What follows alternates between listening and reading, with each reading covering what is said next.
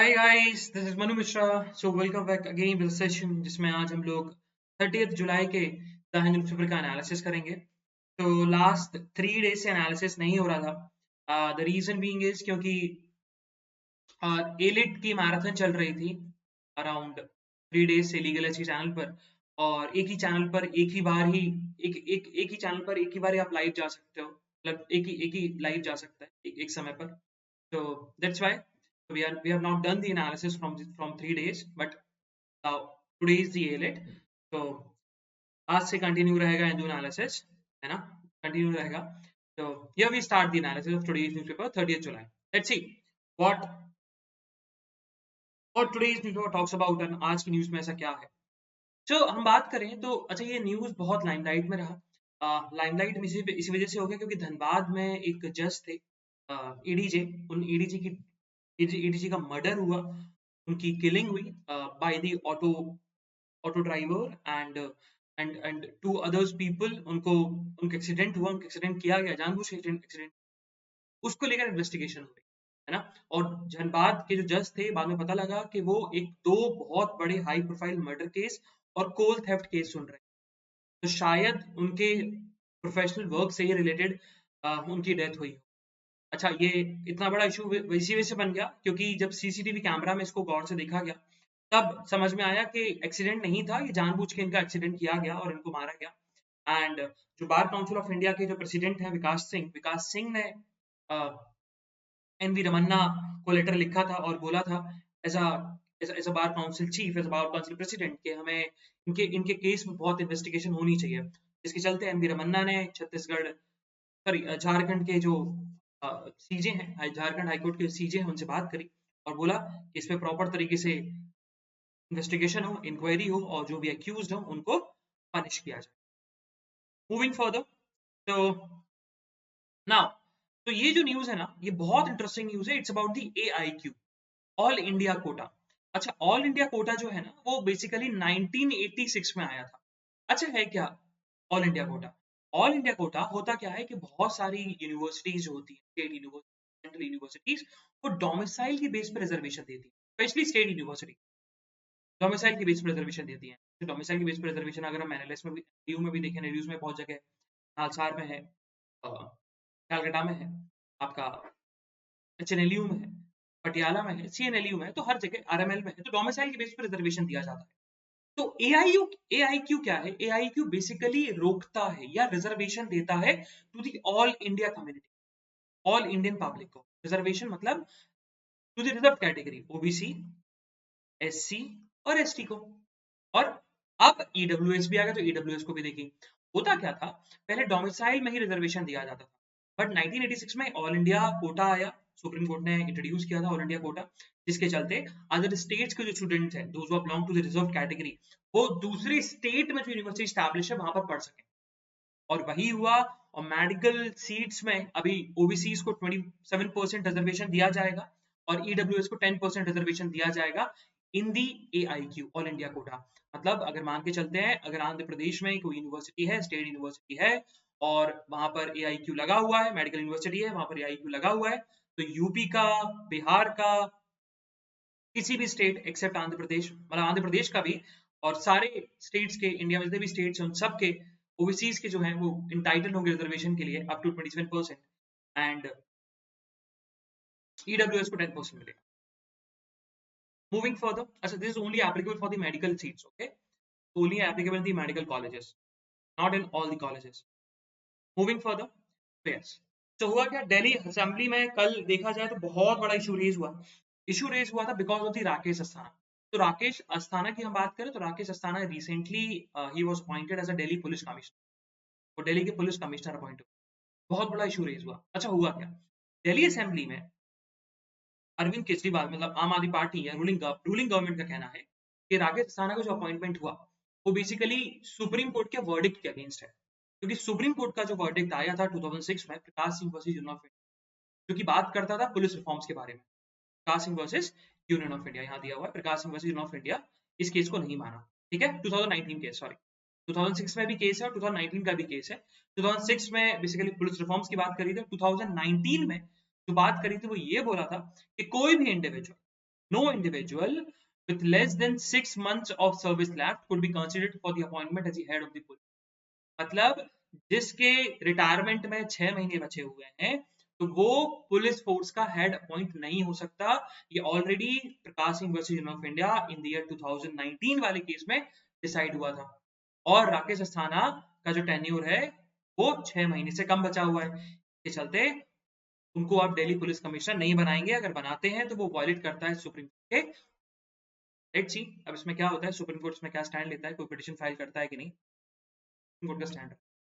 Now तो चोला dynasty के 14 artwork जो हैं, आइडल्स जो हैं, वो ऑस्ट्रेलिया से रिटर्न किए जाएंगे टू द इंडियन। इंडिया में आर्ट गैलरी है, इंडिया की आर्ट गैलरी है, वहां पर रिटर्न किए जाएंगे। इतनी कोई इंटरेस्टिंग न्यूज नहीं है, बट या if you want to write it down some पढ़ना भी है चोला डायनेस्टी के बारे में for the alien perspective and other law examination perspective except CLAT। अब स्टैटिक जीके आता है वहां पे इंपॉर्टेंट हो जाता है डायनेस्टी है कहाँ की, अभी किस स्टेट में, अभी कौन सा स्टेट बन गया जहाँ चोला डायनेस्टी थी और किस ईयर में। मूविंग फर्दर तो दिस समथिंग अबाउट सिटी, तो हमें सिटी के बारे में नहीं पढ़ना है, सिटी न्यूज। तो on the north east page, so north east page में भी आज कुछ इंटरेस्टिंग न्यूज नहीं है सब पॉलिटिकल न्यूज। तो पॉलिटिकल न्यूज हमें नहीं पढ़ना है। Directly move to the south page. South page में हम देखेंगे तो अभी बहुत बड़ा केस अराइज हुआ था, अभी नहीं, ये बहुत पुराना केस है बेसिकली, नंबी नारायण के अगेंस्ट। उस समय इसरो के साइंटिस्ट थे, तो इसरो स्पाई केस में उनको बहुत एक्यूज बनाया गया था। सुप्रीम कोर्ट ने लास्ट ईयर ही उनको बेसिकली एक्विट कर दिया है ना, उनको एक्विट कर दिया है कि आप नंबी नारायण जो है उनको गलत अरेस्ट किया गया था और वो गलत तरीके से फंसाया गया था केस में, क्योंकि कोई स्ट्रॉन्ग एविडेंस ही नहीं मिला उनके अगेंस्ट। लेकिन बहुत सारे केरला के बहुत सारे अब तो बहुत बड़े पुलिस ऑफिसर्स बन गए, लाइक जैसे कि ex DGP RB Sree Kumar. अब आरबी श्री कुमार जो है, आरबी श्री कुमार का बहुत बड़ा इन्वॉल्वमेंट था नंबी नारायण को अरेस्ट करने में। तो एक सीबीआई, सुप्रीम कोर्ट ने सीबीआई को डायरेक्शन भी दिया था कि भैया नंबी नारायण को जिन्होंने गलत गलत फंसाया है ना, आप उनकी अगेंस्ट इंक्वायरी करो। तो वही हुआ, तो हाई कोर्ट ने बेसिकली, केरला हाई कोर्ट ने वो रिलीज ग्रांट कर दिया, वो अरेस्ट ना किया, क्योंकि नंबी नारायण वाले केस में का बहुत बड़ा इन्वॉल्वमेंट था। उन्होंने उनको अरेस्ट किया था, गलत तरीके से फंसाया। हाई कोर्ट ने उनको रिलीव ग्रांट कर दिया, अब उनको अरेस्ट ना, and he was the accused. ये इतना याद रखना, नंबी नारायण अब एक्यूज नहीं है, अब तो वो एक्विट हो गए, वो रिलीज हो गए, बट नाउ अब RV Sree Kumar is the accused in the ISRO spy. Moving further तो महाराष्ट्र में अभी देखें सिचुएशन बहुत ज्यादा खराब है because of the flood, heavy rainfall की वजह से, मानसून की वजह से। तो महाराष्ट्र गवर्नमेंट एक बहुत अच्छा डिसीजन लिया है, उन्होंने बोला है कि जितनी भी फ्लड विक्टिम्स हैं उनके अकाउंट में 10,000 रुपीज तो एक्स ग्राटिया देना चाहिए। अब एक्स ग्राटिया से हमें याद आया क्योंकि कोविड-19 सेंट्रल गवर्नमेंट के ऊपर भी एक ऑब्लिगेशन है कि उनको एक्स ग्राटिया देना पड़ेगा, कंपनसेशन देना पड़ेगा टू द कोविड-19 विक्टिम्स या उनके विक्टिम्स की फैमिली। उसमें सुप्रीम कोर्ट ने बोला भी था, तो और तो उसमें सेंट्रल गवर्नमेंट ने बोला था कि we are planning a proper procedure, planning a proper plan कि जिसके थ्रू हम कंपनसेशन दे सके। लेट्स सी कि इसमें सेंट्रल गवर्नमेंट इसमें क्या। मूविंग फर्दर तो we directly move to the editorial page. तो आज के editorial is about shared values। It's a very very interesting, it's about the क्यों आया, पूरा पूरा डिस्कस करने वाले हैं, क्यों लिखा गया एडिटोरियल, क्या है, क्या बात है की। And second editorial that is basically about the compulsory vaccination of the public। It's about the compulsory vaccination। इसको अपन डिस्कस ना, इसको अपन डिस्कस करने वाले हैं, हुआ क्या, क्यों लिखा गया, क्या रीजन है, सब लिखेंगे। And it's a very very interesting, बहुत interesting. One is something about the international relations and another one is for the compulsory vaccination। Now first editorial it's about the shared values। तो ये basically हुआ क्या, editorial लिखा क्या हो गया, क्योंकि अभी यूएस के secretary of the state Antony Blinken India में आए, है ना, इंडिया में आए और अपने counter part, Indian counter part foreign minister S Jaishankar से उन्होंने मीटिंग करी और बहुत सारी चीजों पर डिस्कशन किया। अच्छा ये मीटिंग हुई क्यों, उसके 3-4 रीजन है। ये 3-4 रीजन ऐसे हैं क्योंकि अभी हम बात करें तो बाय द एंड ऑफ 2021 तीन चीजें होने वाली हैं जिसमें इंडिया और यूएस का इन्वॉल्वमेंट। पहला, इट्स अबाउट द 2+2 डायलॉग रहेगा। 2+2 डायलॉग रहेगा। 2+2 डायलॉग का मतलब है कि डिफेंस मिनिस्टर यूएस के एंड इंडिया के मीटिंग करेंगे और डिफेंस मिनिस्टर के साथ साथ फॉरेन मिनिस्टर, ना, फॉरेन डिफेंस मिनिस्टर्स और फॉरेन मिनिस्टर्स मीटिंग करने वाले, तो इसीलिए 2+2 डायलॉग बोला, डिफेंस और फॉरेन। दूसरा, till by the end of 2021 quad leaders की मीटिंग होने वाली है, समिट होने वाली है। अच्छा, समिट होने वाली है, समिट मतलब जो भी क्वाड ग्रुप है ना, उन सबके हेड ऑफ द गवर्नमेंट आएंगे, ठीक है, तो क्वाड समिट होने वाली है। और क्वाड में इंडिया भी पार्ट है, यूएस भी पार्ट है, और साथ में 2 अदर कंट्रीज भी हैं, जापान एंड ऑस्ट्रेलिया। थर्ड, हम बात करें तो 2+2 डायलॉग होगा, क्वाड समिट होगा। क्वाड समिट के साथ साथ बाय द एंड ऑफ 2021 जो यूएस के अभी रिसेंटली प्राइम मिनिस्टर प्रेसिडेंट बने, रिसेंटली तो नहीं बने बट हाँ उनको 6 मंथ्स अराउंड हो गया, 7 मंथ्स अराउंड हो गए, जो बाइडेन मुलाकात करेंगे, मीटिंग करेंगे, किससे? हमारे प्राइम मिनिस्टर। तो ये इन तीन चीजों की वजह से ये सारा एंटनी ब्लिंकन आए और for the advancement of these 3 meetings. अब हम थोड़ा बात करें तो अच्छा हुआ क्या, किन सब 4 चीजों पे बात हुई।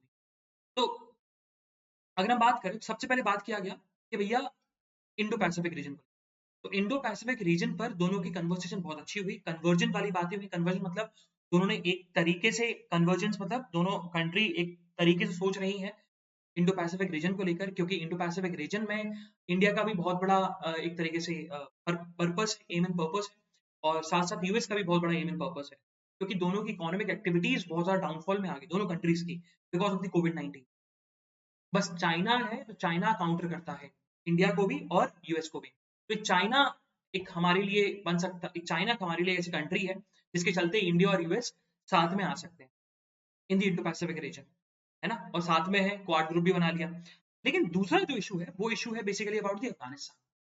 इस अफगानिस्तान को लेकर बहुत बड़ा इशू हुआ, और बल्कि इस पे बहुत लोगों का कहना भी है कि इस पे कन्वर्जेंस तो नहीं हुई, मतलब इन दोनों पे सेम बातें तो नहीं हुई, डाइवर्जेंस जरूर हो गई जब अफगानिस्तान को इशू कर। हुआ क्या, क्योंकि अफगानिस्तान में हमेशा से जो इंडिया है वो हमेशा चाहती थी कि वहां पर अफगानिस्तान में डेमोक्रेटिक इलेक्टेड गवर्नमेंट हो, मतलब पीपल इलेक्टेड गवर्नमेंट हो, तालिबान का रूल ना हो। अगर तालिबान हो भी तो पब्लिक का फेवर उनके पास, पब्लिक चाहती हो तब हो, क्योंकि वो सिविलियंस के ऊपर बहुत ज्यादा एट्रोसिटीज करते हैं, वो बहुत ज्यादा क्रिमिनल एक्टिविटीज करते हैं, बहुत ज्यादा बॉम्ब ब्लास्ट, सिविलियंस को परेशान करना, मर्डर एंड बहुत सारी एक्टिविटीज करते हैं जो कि अगेंस्ट द ह्यूमैनिटी है।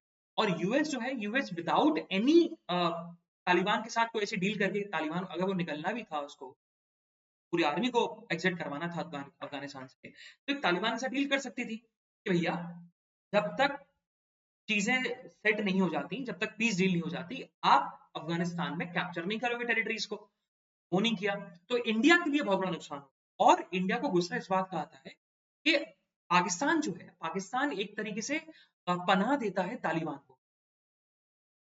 इकलौती कंट्री है तालिबान, इकलौती कंट्री है पाकिस्तान, डायरेक्टली देखा जाए, डायरेक्टली इनडायरेक्टली सब तरीके से देख लिया जाए तो इकलौती कंट्री है पाकिस्तान जो तालिबान को फेवर करती है, क्योंकि इंडिया तालिबान के अगेंस्ट है। रीजन यही है। और बलूचिस्तान वाला जो इशू है, इसी वजह से तालिबान तालिबान पाकिस्तान चाहता है कि तालिबान बना रहे। लेकिन यूएस का कहना है कि देखो, तालिबान कोई मिलिट्री ऑपरेशन नहीं कर सकता, क्योंकि मिलिट्री ऑपरेशन का सोल्यूशन नहीं। अगर तालिबान ने मिलिट्री ऑपरेशन किया तो तालिबान को कोई रिकॉग्नाइज ही नहीं करेगा, कोई कंट्री रिकॉग्नाइज नहीं करेगी, कोई पीसफुल सेटलमेंट नहीं हो पाएगा। लेकिन इंडिया का कहना यही तो है कि भैया अगर मिलिट्री ऑपरेशन कर दिया तो परेशान कौन होंगे? आज सिविलियंस है अफगानिस्तान में, अफगानिस्तान की जो नेबरिंग नेशंस हैं वो ज्यादा परेशान। तो अफगानिस्तान वाले इशू पे कन्वर्जेंस नहीं हो रही है, बल्कि डाइवर्जेंस हो रही है। और इंडिया को गुस्सा इसी बात का है कि पाकिस्तान दिखता भी है कि वो तालिबान को फेवर करता है, लेकिन यूएसए उसको काउंटर नहीं करता।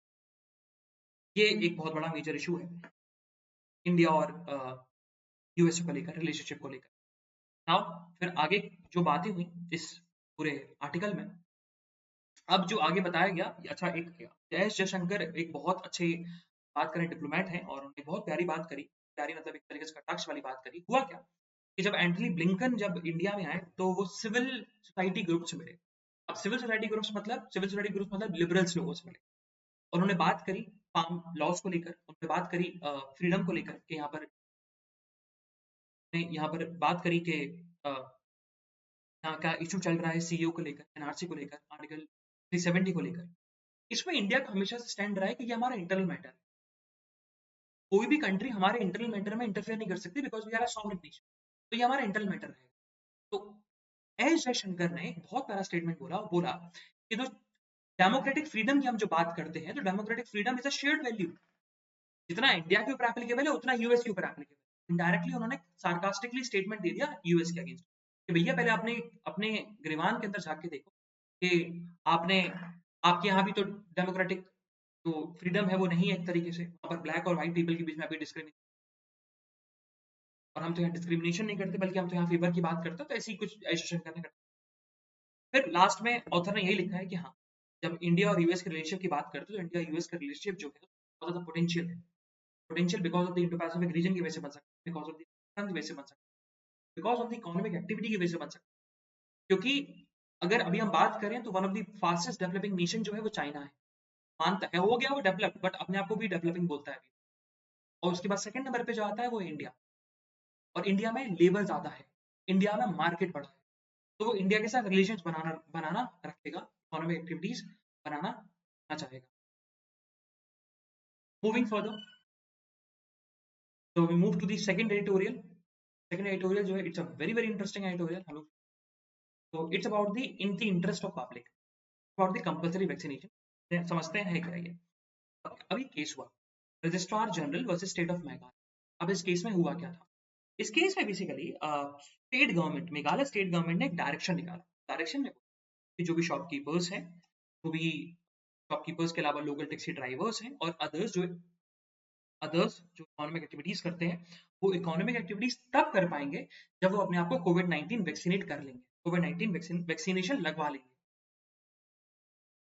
अब ये केस गया मेघालय हाईकोर्ट, और मेघालय हाईकोर्ट ने सिंपल सी बात बोली कि जो स्टेट गवर्नमेंट का जो ऑर्डर था, it's basically breaching the right to privacy, personal liberty and livelihood overall article 21, जिसके चलते ये ऑर्डर अनकॉन्स्टिट्यूशनल डिक्लेयर कर दिया।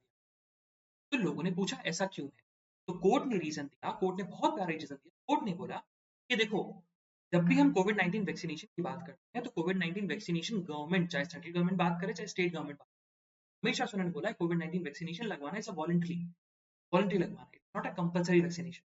अगर कंपल्सरी वैक्सीनेशन होता तो फिर हम बोल सकते थे कि चलो ठीक है, ये आर्टिकल 21 को वॉयलेट, लेकिन कंपल्सरी वैक्सीनेशन भी वॉयलेट करता है। लेकिन ऑथर ने उसको काउंटर भी किया कि नहीं, ऐसा नहीं है, कंपल्सरी वैक्सीनेशन आर्टिकल 21 वॉयलेट नहीं करता, राइट टू प्राइवेसी बस बचा दिया था। वो अपन बाद में डिस्कस करेंगे।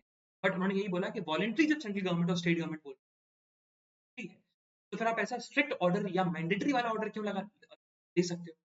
फिर स्टेट गवर्नमेंट ने अपनी गलती का एहसास हुआ और स्टेट गवर्नमेंट ने सिंपल सी बोली कि जो हमने ऑर्डर दिया वो डायरेक्शन इन नेचर है, डिक्शनरी इन नेचर है, नॉट मैंडेटरी इन नेचर। अगर आपको लगवाना है तो लगाइए, नहीं लगवाना है तो। ऑथर ने फिर आगे बताया, ऑथर ने बताया देखो, हम बात करें तो ये ऑर्डर जो था स्टेट गवर्नमेंट का, उसका जो एम था, उसका पर्पस था और जो एजेंडा था ये ऑर्डर लाने का, वो कोई गलत नहीं था, वो पब्लिक इंटरेस्ट में ही था। रीजन बीइंग, क्योंकि अगर कोविड-19 से ज्यादा लोग वैक्सीनेटेड होंगे तो लोग पब्लिक सेफ रहेगी, लोग कोविड-19 से इन्फेक्टेड नहीं होंगे, उनकी राइट टू लाइफ ब्रीच नहीं होगी, और ज्यादा एक तरीके से डिजास्टर या फिर एपिडेमिक डिजास्टर टाइप ना आ जाए, फिर से थर्ड वेव में ऐसी बहुत प्रॉब्लम्स ना। तो उसको लेकर ऑथर ने एक रास्ता बताया कि एक ही रास्ता बचता है इस सब चीजों को कि इसमें राइट टू लाइफ इंटरफेयर ना हो और वैक्सीनेशन भी लग जाए, वो है कंपलसरी वैक्सीनेशन। है कंपलसरी वैक्सीनेशन। अब कंपलसरी वैक्सीनेशन का मतलब है कि कंपलसरी गवर्नमेंट बोल दे कि आपको वैक्सीनेशन लगवानी ही पड़ेगी, तब जाके आप इकोनॉमिक एक्टिविटीज कर पाओगे। अभी सेंट्रल गवर्नमेंट ने वॉलंटरी ले रखा है, अगर वॉलंटरी की जगह कंपलसरी कर दिया तो वो कंपलसरी वैक्सीनेशन। लेकिन फिर ऑथर ने बताया कि बहुत सारे लोग फिर ये बोलेंगे कि compulsory vaccination it's breaching the right to privacy और वी कैन से आर्टिकल 21। लेकिन जिस केस में right to privacy fundamental right बना था, justice Puttaswamy versus union of India, उसमें बोला गया था कि not all the fundamental rights are absolute. और जिसमें राइट टू प्राइवेसी भी आता है। Right to privacy also not absolute. अगर वो 3 टेस्ट पास करता है कोई भी चीज, तो फिर वो राइट टू प्राइवेसी ब्रीच हो सकती है, या राइट टू प्राइवेसी का ब्रीच नहीं कहलाएगा वो, है ना। अब वो 3 क्या थे? द फर्स्ट टेस्ट जो था वो था the restriction must be provided in the law. Restriction जो है लॉ में प्रोवाइड हो, मतलब ड्यू प्रोसेस ऑफ लॉ या प्रोसेस एस्टैब्लिश्ड बाय लॉ से। तो भैया स्टेट गवर्नमेंट के पास अथॉरिटी है under the epidemic disease act 1897 के अंदर कि वो वैक्सीनेशन को लेकर रेगुलेशन बना सके और ये बोल सके कि सारे लोगों को कंपलसरी वैक्सीनेशन करवाना है ना। ये पावर स्टेट गवर्नमेंट को under the epidemic disease act 1897 के अंदर। सेकंड टेस्ट बोलता है the restriction must have legitimate aim, कि रिस्ट्रिक्शन का कुछ ना कुछ लेजिटिमेट एम होना चाहिए अगर आप रिस्ट्रिक्शन लगा रहे हो। तो कंपलसरी वैक्सीनेशन अगर करता है सेंट्रल गवर्नमेंट और स्टेट गवर्नमेंट, तो भैया उसका लेजिटिमेट एम रहेगा कि पब्लिक को वो प्रोटेक्ट करे फ्रॉम कोविड-19। बिल्कुल अच्छा एम है। और थर्ड जो टेस्ट है वो बोलता है the restriction must be proportional to the objective pursue. Restriction proportional होना चाहिए टू द ऑब्जेक्टिव जो हम परस्यू कर रहे हैं। अब अगर हम कंपल्सरी वैक्सीनेशन करते हैं तो भैया आप बता सकते हो कि हम ये थर्ड वेव्स को बचाने के लिए, कि थर्ड वेव में लोगों की डेथ ना हो, लोग परेशान ना हो, लोगों की आर्टिकल 21 और ज्यादा ब्रीच ना हो, है ना। तो इन 3 टेस्ट को पास करता है कंपल्सरी वैक्सीनेशन। तो सेंट्रल गवर्नमेंट को कंपल्सरी वैक्सीनेशन कर देनी चाहिए, और जिससे इकोनॉमिक एक्टिविटीज भी अच्छी होंगी हमारी, जो हमारा इकोनॉमिक डाउनफॉल चल रहा है, और ट्रस्ट क्रिएट होगा। और हाँ, ऑथर ने ये बोला अगर कंपल्सरी लाइसेंसिंग अगर आप स्टार्ट नहीं कर सकते अभी, हाँ, लेकिन आप परसुएट तो कर सकते हो, इन्फ्लुएंस तो कर सकते हो पब्लिक को कि वो अपने आप को वैक्सीनेट करें।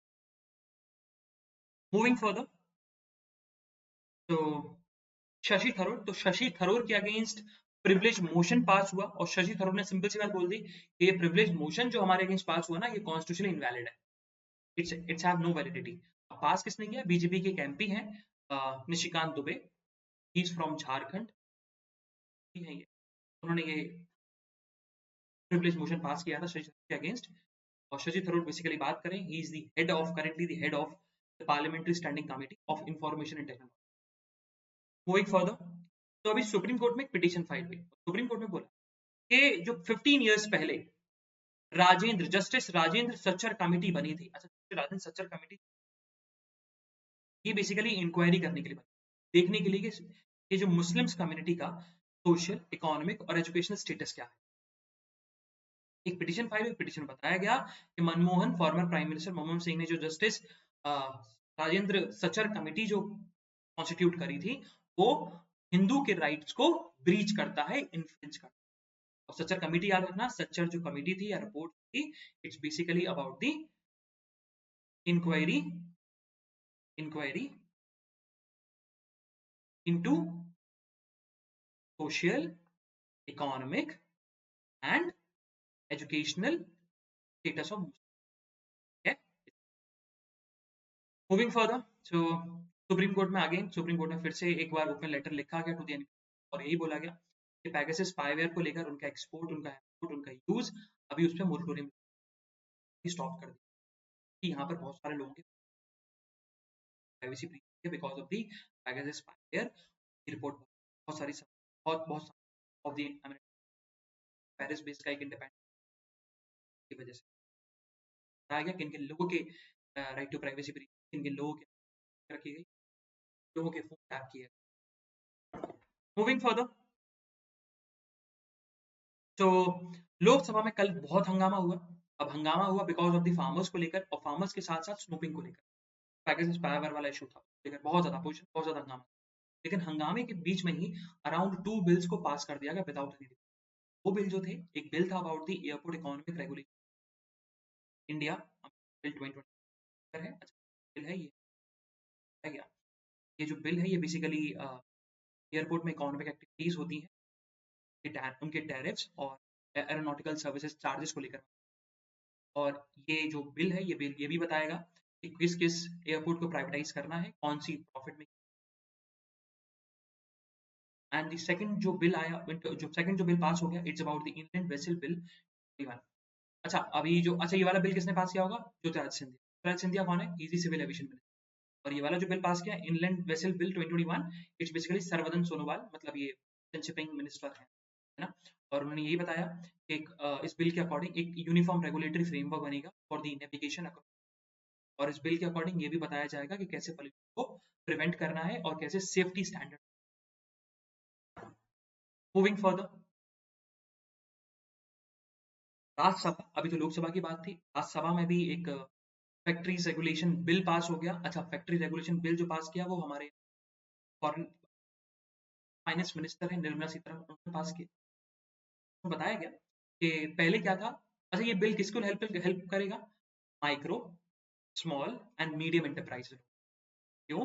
क्योंकि micro, small and medium enterprises को पहले सिर्फ seven seven non banking financial companies loan देती, लेकिन अब by passing of this bill अगर एक्ट बनता है तो around 9000 non banking finance companies इनको लोन देंगी, और ये micro, small and medium enterprises in 9000 NBF को एक्सेस कर सकते हैं। मूविंग फर्दर, तो इंजीनियरिंग कोर्स जो है वो 11 लैंग्वेजेस में स्टार्ट होगा, ये प्राइम मिनिस्टर ने भी बोला था। और अच्छा, ये न्यूज़ में क्यों है? बिकॉज नेशनल एजुकेशन पॉलिसी जो है, नेशनल एजुकेशन पॉलिसी को पूरा भी 1 साल हो गया, 1 ईयर हो गया पूरे, है ना? तो और उसको लेकर यही बोला गया कि 11 कोर्सेज का कराया जाए, 11 लैंग्वेजेस, मतलब around 11 regional languages engineering course होना चाहिए, नॉट ओनली। मूविंग फर्दर, तो अगर हम बात करें वर्ल्ड की, तो वर्ल्ड में आज हमारी सिर्फ 2 ही न्यूज़ इंपॉर्टेंट है। One one about the Antony Blinken India से निकल कर कुवैत चले गए। कुवैत में उन्होंने सिंपल सी बात बोली कि ईरान को न्यूक्लियर टॉक जो है नहीं चाहिए, और ईरान जो है, ईरान के साथ हमारे ऐसा नहीं है कि कंटिन्यूसली इंडेफिनेटली हम उनके साथ न्यूक्लियर टॉक्स करते हैं, ऐसा नहीं। बस और भी लोग हैं, और भी लोग, हाँ, लेकिन हम करने को राजी हैं, हम चाहते हैं ईरान फिर से एग्रीमेंट डील में आ जाए, लेकिन तेहरान को उन कंप्लाइंस को तब जाके हम डील में नहीं। नाउ अनदर इंपॉर्टेंट न्यूज़ है, वेरी इंटरेस्टिंग न्यूज़। हुआ क्या? अफगानिस्तान में सिर्फ एक ही जगह है, एक ही एयरपोर्ट है आ, जहां से कोई अफगानिस्तान का टाई अप रहे वर्ल्ड के साथ, एक ही जगह बची हुई, बाकी सारे अफगानिस्तान में सारी जगह तालिबान ने, और वो है एयरपोर्ट। अच्छा, यूएस पूरी तरीके से बाहर हो गया, तो टर्की ने एक बहुत स्टेप लिया, टर्की ने स्टेप लिया कि वो है कि हम इस एयरपोर्ट को प्रोटेक्ट करेंगे, काबुल एयरपोर्ट को हम प्रोटेक्ट करेंगे कि भैया वर्ल्ड से टाई अप ना टूट जाए अफगानिस्तान। और ये स्टेप लेते हुए टर्की जो है वो बहुत ज्यादा क्लोज आ जाएगा किसके? यूएस। और यूएस के रिलेशन बहुत ज्यादा खराब है, टर्की नहीं चाहता कि मेरे हमारे और यूएस के, उन्होंने एक बहुत स्टेप लिया और बोला कि काबुल एयरपोर्ट तरीके से प्रोटेक्ट करेंगे, और इन एट प्रोटेक्ट रहे, उनकी लाइफलाइन चलती रहे। And the thing is Afghanistan tie up ना टूटे इंटरनेशनल कंट्रीज के साथ, ठीक है? अगर ये काबुल एयरपोर्ट या अकेला बचा नहीं बचा तो पूरा का पूरा। तो ये था आज का हमारा एनालिसिस, और फिर कल फिर मिलेंगे with new some. Bye bye, have fun and bye bye guys.